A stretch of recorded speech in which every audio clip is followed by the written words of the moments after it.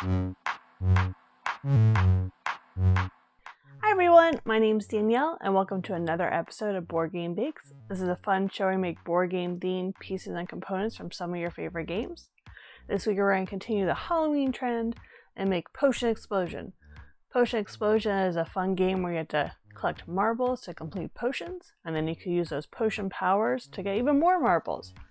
So the game needs 80 marbles, so I decided it'd be a good idea to make 80 cake balls. It mostly was. Here's how you make them.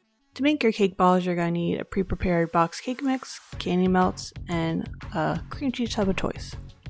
The first step is that you need to turn all of your cake into crumbs. So right here I'm using a food processor, and that helps get it nice and smooth and makes the balls come together easier. But you could also just use your hands and just mesh it together, which is also a very satisfying feeling. The next step is that now we want to add some icing to it. So I add 1/4 cup for one box cake mix. And then you take the icing and you kind of smush it around and drag it back. And you're just trying to get some of the icing onto all parts of the cake so this way it binds together. And you kind of know it's done when it kind of has a fudge consistency. The next step is to take a cookie soup. I just decided to go with whatever size my cookie soup is. I think it's about a teaspoon. But this way, all the balls can be the same shape, and it's a lot easier to get them out of a cookie scoop than out of a teaspoon or a tablespoon. And then you get to do that 40 times. I found that I got about 40 balls for one box of cake. So the rest of the cake was actually stuff I had in my freezer. Because if you have extra cake, you could always freeze it, or if you have extra cupcakes or anything like that, you can use it for cake balls later. Next step is to melt the chocolate. You want to microwave it. Originally I did 1 minute at 50% power, and then 30-second increments after that till it's all melted. Then I use special Wilton melting things. You add them to the mixture so this way it's a little more runny. And then you just dip your balls in there and you roll them around. I used a toothpick instead of a cake pop thing because I don't want them to be pops.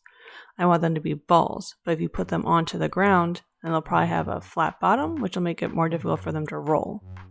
So I found that if I stuck them with a toothpick and hung them, they were just a little bit I had to break off, but in general, they're still round. Now here comes the 80 cake pops. I did the strawberry cake as red and blue. Very patriotic. And now these yellow ones are actually a chocolate cake. And I must admit, there's 5 of them that are pumpkin.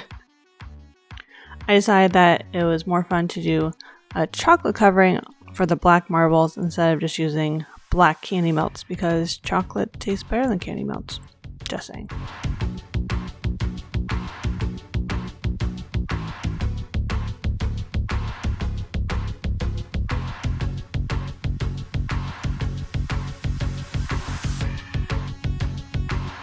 Thanks for watching this episode of Board Game Bakes. I hope you enjoyed learning how to make cake balls, or sometimes how to probably not make cake balls. But I think even as I went along, I was getting better at the process. And the nice thing is, when I played the game, they didn't actually have to be perfectly spherical and they'd still roll down. If you want to see my husband and I play taste our version of Potion Explosion, including our own homemade ingredient dispenser, tune in on Friday at 12 p.m. Keep playing games and keep them sweet. Bye!